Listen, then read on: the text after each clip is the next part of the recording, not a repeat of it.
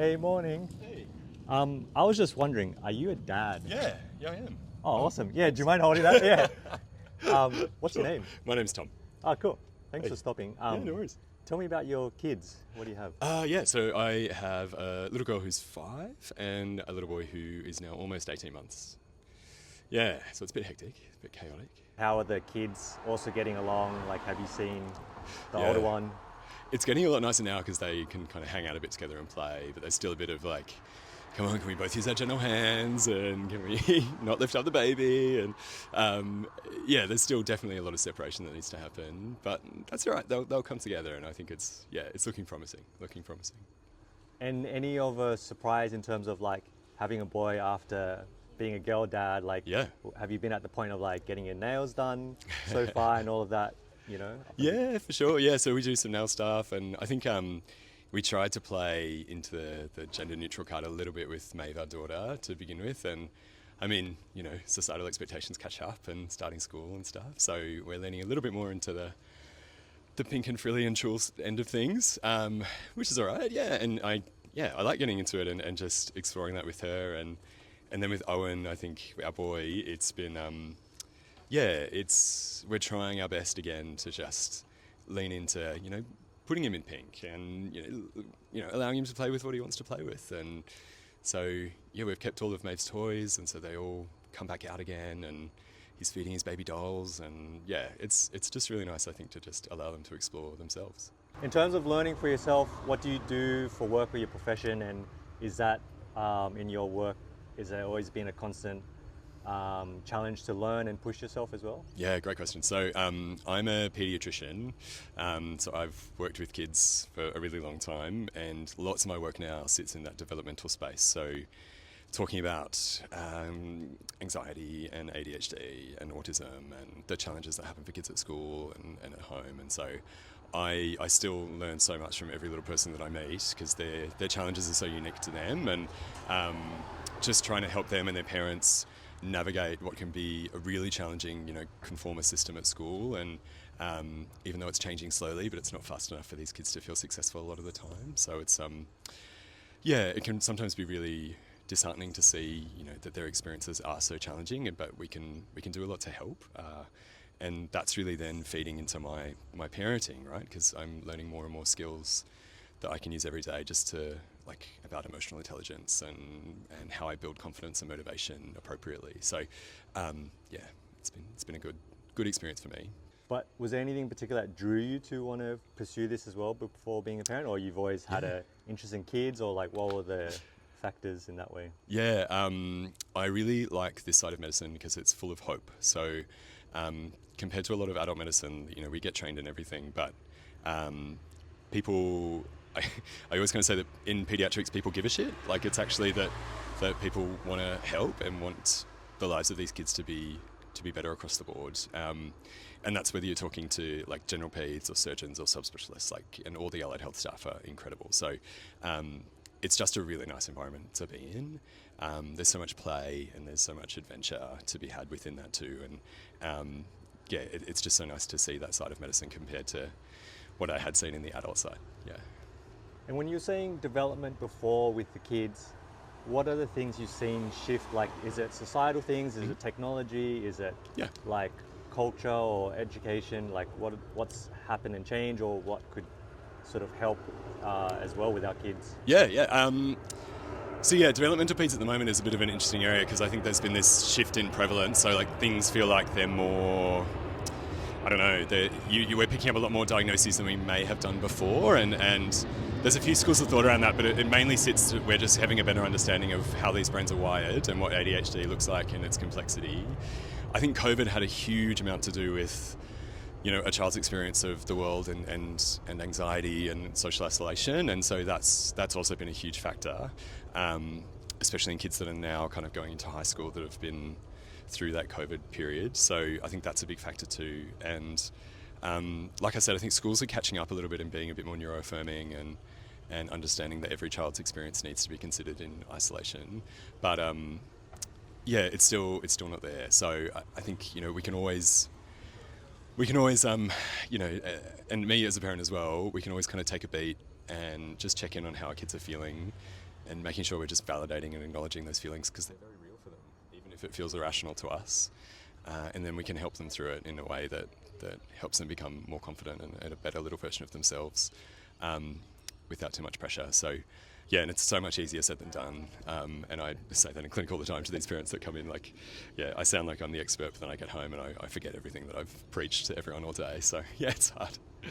I was having a catch up with a friend the other day and we're talking about work and parenting and stuff, but I was like, you know, I think the thing I've learned as a parent that I take into work is everyone's just winging it anyways. Yep. Everyone's just making it up on the fly. Yep. And hoping that they present a certain way, but yeah. beneath it all, it's like YouTube tutorials or looking up, you know. Yeah, for sure. I'm still like listening to parenting podcasts and stuff. Like that's where that's where I get a lot of my tips and stuff too, because it's just, you know, we're all having that different experience, like you said, and yeah, the more that we can just talk to other parents, talk to other dads, and hear their experience and learn off each other, become that village that a lot of us are missing.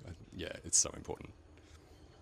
Tell me a bit about the village you're saying, and also like do you have a village set up for your family and you? And also like I'm curious, with seeing kids all day, how is it that you come home and how do you sort of switch off between the two, or then give that attention and that care to your own kids? Like I imagine sometimes you just like super over it at the end of the day, maybe. I don't know, you know.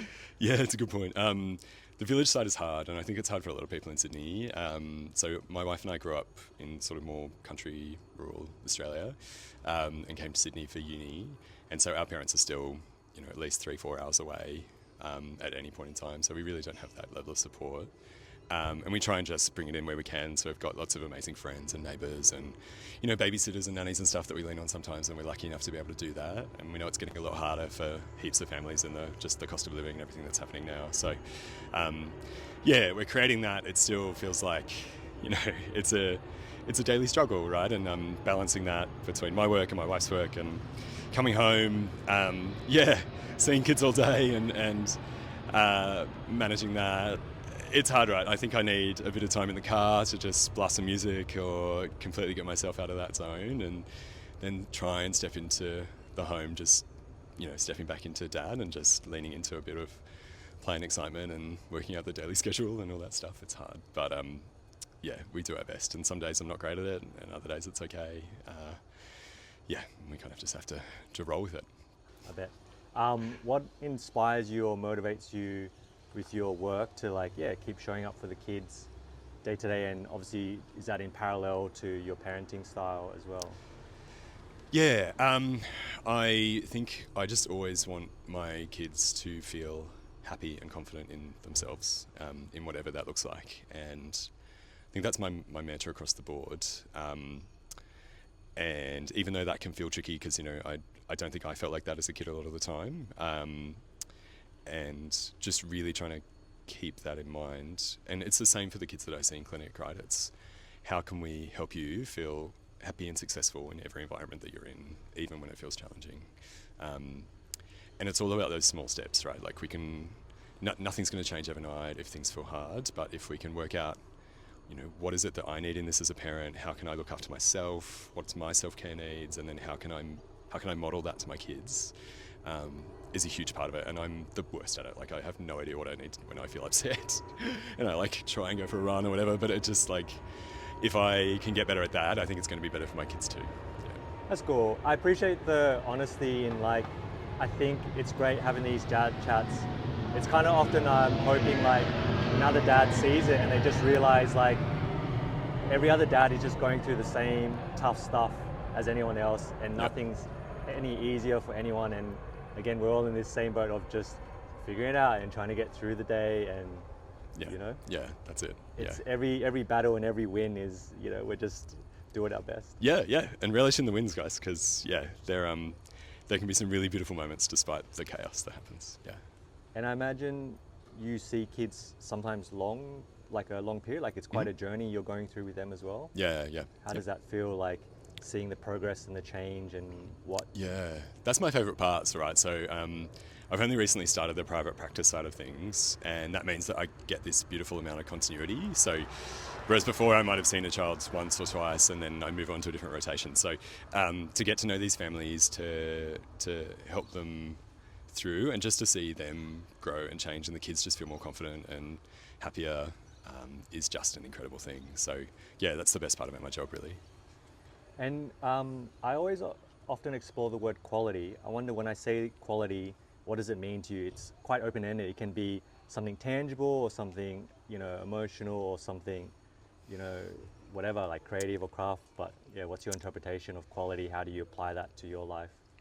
Yeah, that's a great question. I think quality for me comes in probably like balance. So if I can strike a balance between, being able to get through my work, having some beautiful time with my kids, kind of leaning into my relationship with my wife outside of parenting as well, and then being able to lean into some stuff that I like outside of that just for me, I think that's where the quality of my life comes. And that's, again, I say it all the time, but it's like so much easier said than done. So we work on it all the time. But that's where it sits for me.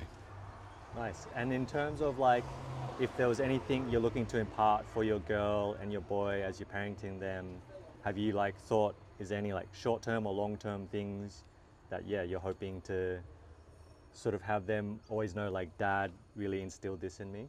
The biggest one for me right now is unconditional love, like that true unconditional love. Because we do a lot at the moment of kind of correcting and redirecting and just trying to get through the day, and I just want them both to know that no matter what is going on in their life, that the love that I have and that my wife has for them is just truly unconditional. Yeah. And then just lastly, for other dads and I guess parents watching, but I guess probably sometimes dads, we need all the help we can get.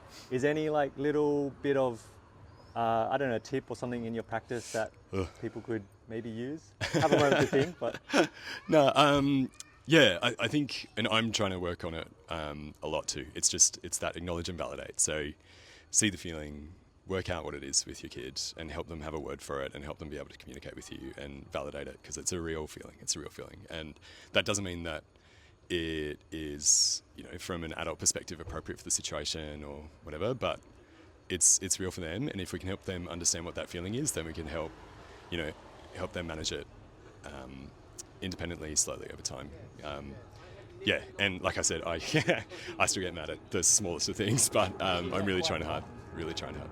I think that's great, because at the end of the day, it's not about striving for perfection or any of that, because it doesn't matter how many tools we have or how hard we try, but as you're saying, just to validate something and to help them communicate, I imagine that makes all the difference. Yeah, I think so. I hope so. I'm still working on it. So yeah. That's cool. And then just to finish, like, I know you're saying you've got a private practice.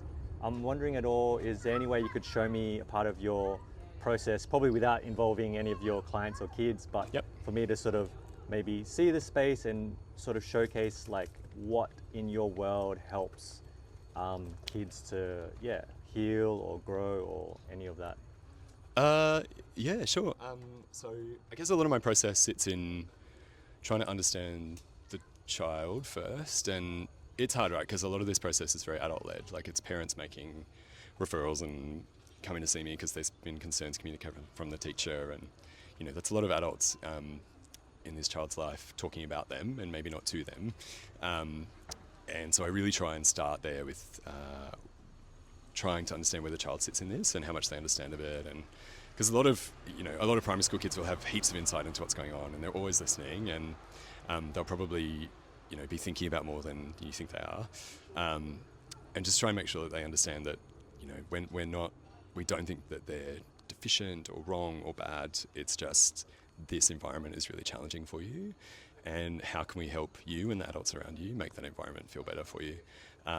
And that's the biggest part of my job. And whether it's, I talk about medication a lot, but at the end of the day, it's one of the tools in our tool belt to help in those environments. And the more that adults can kind of come on board and really give that child enough scope and space and help build their own internal motivation to come into that space like school and feel happy and confident, the better that their life's going to be overall. Thank you. No Amazing. worries, I appreciate the chat. I could keep going on, but I'm just like, we'll wrap it at that. Easy. No worries. Thanks, man. Thanks, Thom.